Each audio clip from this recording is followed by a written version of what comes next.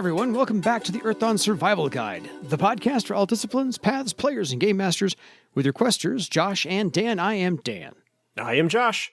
And on today's podcast, we will be discussing all things orthopedical, because we're going to talk about Asok's Armbreakers from the Cara Fahd sourcebook. So, orthopedics, study of bones. Anyway, if you have any questions for us about anything we're going to talk about or have ever talked about, drop us a line at edsgpodcast@gmail.com. I made a very thin connection between orthopedical and Asok's Armbreakers. So, there we are.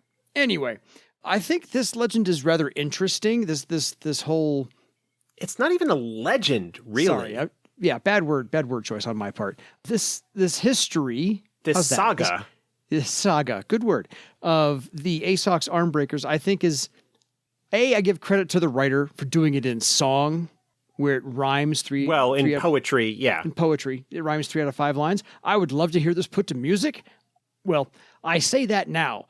Someone put it to bad music and send it to us, and then we'll figure that out. Anyway, since there are only 5 songs describing the entirety of the history of Asok's Armbreakers, I think it was told well, so I give credit to the writer for doing this and having to do that rhyming convention, which is not easy to do. Otherwise, there's not a lot of detail. Go. Yeah. Unlike the Metal Fist and Broken Fang, both of whom have this old story about their founding. Mm-hmm. Both of them have a long tradition of where they came from and what they have been doing for generations and generations, and that has informed their practices and their culture. Yeah. We discussed, particularly with the Broken Fang, that the stories that they tell very clearly are not authentically historical. Yeah. Because things are mentioned in those tales that are clearly not what could have actually happened. Not that that's relevant. Mm-hmm.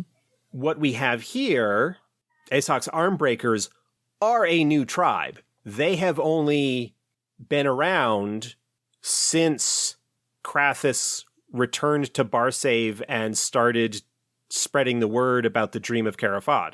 Yeah. They are new. They do not have a long and storied history and generations of tradition, 13 tribes or whatever you want to say, 13 clans, and this kind of elaborate culture that has grown up around them. Although they do have some traditions of a sort, but they have broken from them. Mm-hmm. Asok of Asok's Armbreakers is a troubadour, and it is his song. It is his tale. His saga. Yeah. He is the one that composed it. Mm-hmm. He was a member of Herok's Lancers. Yeah. Herok's Lancers are a tribe of orcs that did not follow Krathis. Yeah. And that is how the Armbreakers came to be, essentially. Let's just break this down by songs, because there's 5 songs telling the whole tale in kind of a chronological order. So the first song is called The Mahuta Arrives. And I had to look it up because it's the Mahuta is the term for Krathis Gron. It is the orc Moses. It is the orc Messiah. Yeah, the one who comes from the midst of many to bring together in liberty. That is their word for that person. And so they've been waiting for Krathis Gron, someone like Krathis Gron, to return. It happens to be Krathis. So the Mahuta arrives, and that's what they mean is. And they mention like 11 centuries through this first song. So it's either 11 centuries they've waited. Well, no, 11 centuries. I believe that is the approximate 11 centuries. So that's 1100 years. Yep. 11 centuries is approximately how long it has been since Cara Fahd collapsed. Since Cara Fahd stopped being a nation. Yes. I had to go and glance at the timeline real quickly. In approximately the year 440 by the Throlic calendar, Cara Fahd collapses after Cathan Grimeye causes a lava field to erupt during battle with Landis. Yeah. It is present day, or Cara Fahd rather gets reestablished in 1509. So yeah, we're talking about 1100, okay, give or take. 1,100 years later. So that is what the time frame they're talking about is. They have been waiting 1,100 years for the Mahuta. Yes, but basically it's been that long since Cara Fahd existed as a nation. Fair. So in this song, it's basically the preamble to the meat of the story. The 11 centuries are mentioned between old Cara Fahd, new Cara Fahd founding. The Mahuta is, like I said, the one who comes from the midst of many to bring together in liberty. And this is Krathis Gron, and describes her skin as a dusky gold. And that the Herok's lancers leapt to follow, but one among them was jealous. That being Herok. That's where the song, that's Herok. Yeah. So that's where the song ends. And so that's, like I said, the preamble, because this is a 5-course meal or a 5-course song. So song number 2. Before we get into that. Yeah. Go for it. Go for it. There is commentary, as there often is in these, where basically somebody says... Commentary is the best part. The song basically says she asked them to be Cara Fahd's cavalry. And the person's like, she didn't actually ask them to be the royal cavalry. She merely gave them the offer that she gave to everybody else. Join or not. Have a nice join day. or not. But again, in the same way that the Broken Fang and the Metal Fist each have their own story, their own ego-supporting reason for why they are following Krathis Gron. Yeah. Yes, she recognized our greatness and asked us to be her personal... Well...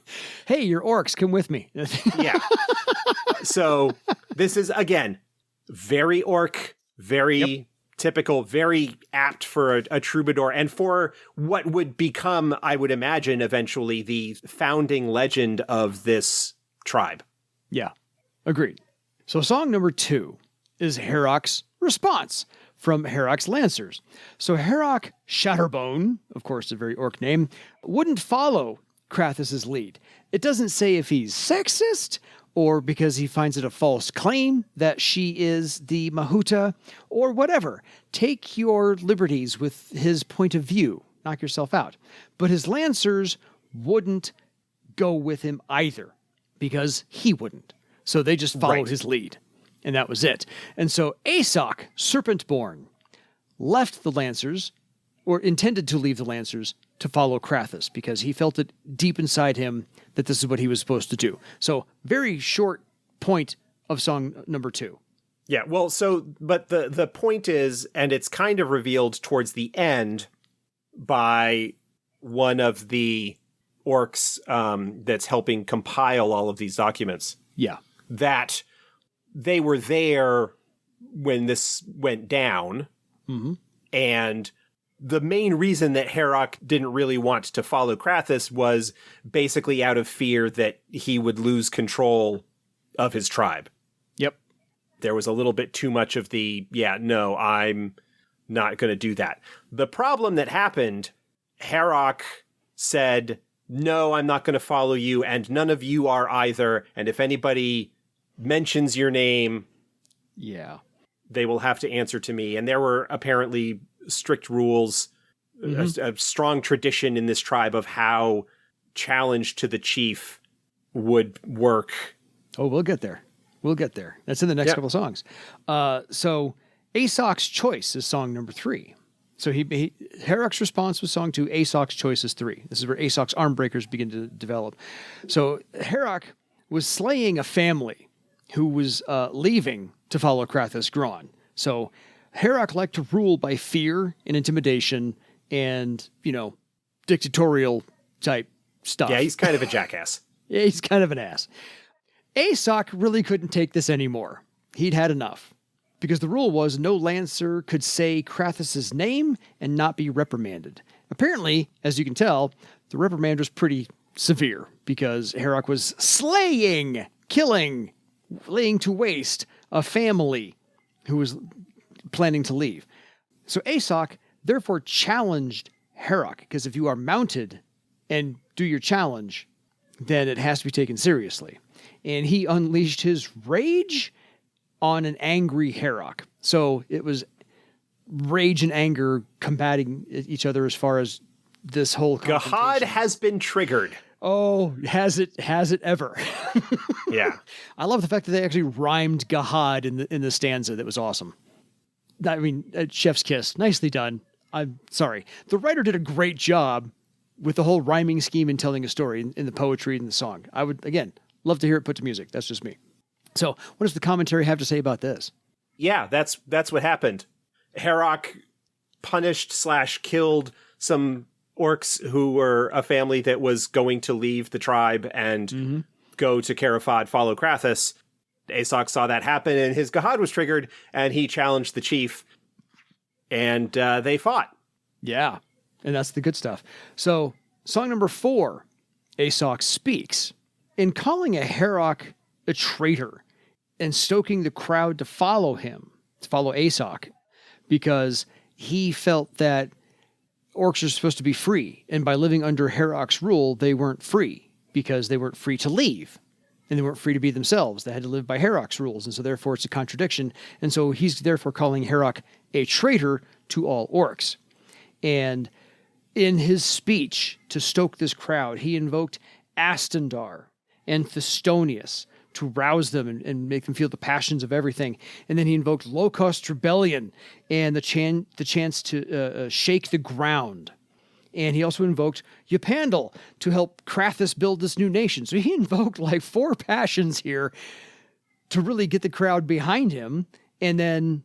Yeah, and I get the sense, if you want to put this into game terms, Absolutely. that whole bit, that is emotion song.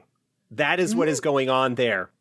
Yeah. Is that he is giving this speech to try and turn the emotions of the tribe in the direction that he wishes. Yes. Powered by, I'm sure, maybe a little bit of passions granted inspiration, but also he's a troubadour. So he's... This is what he does. Yeah. Powering that into the story. And, hey, this guy is betraying what it means to be an orc. The savior has come. We are refounding the nation that we have been talking about. This lost homeland of ours is being refounded. And by not following, he is putting the tribe into isolation and bringing shame upon us and the passions. So screw him who's with me. Exactly. And at this point, somewhere between a third and a half, no one was really taking a head count, left Herok's Lancers to follow Asok and therefore follow Krathis Gron. Yeah. It does mention in the commentary that it's probably was about a third of Herok's Lancers, but the bulk of them were civilians. Yeah. Women, children, metal workers. The actual fighting force of the Armbreakers is maybe only 300 strong. There's not a lot of actual fighters that are there, but probably a not insignificant portion of the support staff for Herok's tribe. Yeah. Inspired, but, it's not like he took the full force or anything. Yeah. But still, I find it a nice touch to throw in that many passions in his speech to the crowd to get everybody to believe in the cause and to believe in Krathis and therefore to believe in Asok himself. So song number 5 is the final joining of Cara Fahd. And this is where Asok and his Armbreakers finally reached Claw Ridge, and they all said or swore a very solemn vow that this was actually home to them. And this is their new landing place. This is where they belong. This is where they're going to stay. And they have now sworn to give their lives to guard the nation's people. And on behalf of Krathis, they only take orders now from Krathis. So they are the personal, National Guard, I think, for Cara Fahd, if for lack of a better term. They hold a special place in the new Cara Fahd society because they are a new tribe that was founded to follow Krathis Gron. Yeah. And unlike the other tribes that followed her, they declined any tribal lands. They declined taking any territory for themselves. Mm-hmm. The city is their home, and they settled in there, and the fighting force of the Armbreakers act as kind of a militia guard Standing and army. so forth. Yeah. And so they basically go wherever Krathis tells them to go, or stay wherever Krathis tells them to stay. They are the obedient servant, but respect. Yeah, this is a tribe of true believers. We talked about with both the Metal Fist and the Broken Fang how there is this struggle within those two tribes, largely driven by the egos of their chieftains. Yeah. To continue their ways, and rather than accepting and integrating and trying to establish Cara Fahd as a nation, they are still tied up in their squabbles and gripes and whatever, like their personal grudges, that's the word I'm looking for, against each other. Mm-hmm. And that being one aspect of how things are working, or perhaps not working in Cara Fahd as a nation. Yeah. But that within those groups, you do have folks like Tressarg who appear to be true believers and to understand what the ultimate goal is. Yeah. And that is to put aside their tribal differences and their petty vengeances and their grudges and their egos, and to stand together. The Armbreakers, while being small comparatively, are all true believers, because they broke off from the tribe that they were a part of specifically to follow and swear allegiance to Krathis Gron and the new nation. Yes. And then, on top of that, we are also given a little bit of a potential hook at the end here. Herok is not happy with what happened. Yeah. And is now basically upset with Cara Fahd. Yeah, he awaits his vengeance upon Asok and is a sworn enemy of the nation of Cara Fahd. We've got, obviously, the Therans, although they aren't in the present day of 4th edition timeline. Yeah. Therans are potentially more of a threat to Cara Fahd than they are to anybody else in Barsave, because while Vivane and Skypoint are no longer Theran strongholds, you're still not that far before you get into sort of the territory of Rugaria, and there are Theran garrisons and so forth that are there. Yeah. So the Therans could potentially be a threat, but then you've also got this other external threat in Herok's Lancers that could potentially cause problems for Cara Fahd. Yeah. And so we've got these two factions now. So Asok's Armbreakers, and it doesn't say why they are Armbreakers, but maybe that was part of the fight with Herok. I don't know, but it's also a good, Asok's Armbreakers. It's nice. It's nice alliteration there. So we'll take that. But I found it interesting that as a troubadour, he got to tell his own tale and did it in 5 different songs in stanzas that rhymed 3 out of 5 lines all the time. So the structure was there. And the commentary is still the best part of setting the song straight, as always. Yeah. There's one final bit of commentary. Yeah. Because it is mentioned, like, Getaft all thought, oh, yes, these are all wonderful folks. And somebody's like, well, keep in mind that Getaft is married to Asok, and her son is heir now to the chieftainship of the Armbreakers. Yeah. So there's maybe a little bit of bias there. And the Armbreakers maybe aren't quite up to snuff in terms of the responsibility that they have kind of taken on in their position, because they're in the city and kind of hold the position they have. If you are careful and you might be able to find out information that maybe should not be talked about. Yeah. If you get some drinks into these folks. Well, yeah, because he didn't take any soldiers with him. He didn't take a lot of soldiers with him. He didn't take warriors with him. Despite the differences between the tales, the stories that are being told, and the reality, the complexity, the nuance that is under the hood of it all. I mean, I think these are a cool little tribe. Yeah. They have a significant presence within Claw Ridge, which is the capital of Cara Fahd. And neat little story, presents a kind of external threat. the presentation of it is really cool. It's like, yes, this is a tribe that was founded by a troubadour, and so their origin story is this bit of epic poetry, which is well written with like a consistent rhyme scheme and all sorts of other stuff. It's a really cool little bit of flavor. There's not a whole lot more commentary that I really have on these guys. No. But again, it's more contrast, more nuance, more variety that we're seeing within the various orc cultures that we're getting exposed to here in Cara Fahd. Exactly. And since they're being told to us as the reader in the order of largest size, we can guess that the size of this Asok's Armbreakers is about what? 2,000, 3,000 strong? Approximately. I think that's what the commentary says, that it was maybe about 3,000 that left with him. But the bulk of them were women, children, and metalsmiths and civilians, essentially. There were maybe only 300 warriors that went along with him. Agreed. So it's one of those, Asok's Armbreakers is a nice name, but I don't expect him to be breaking a whole lot of arms anytime soon. Yeah. The vast majority of them. They feel to a certain extent like, again, like a sort of a militia for Claw Ridge, feeling a little bit like, what am I trying to think of? Torgak's folks in Haven.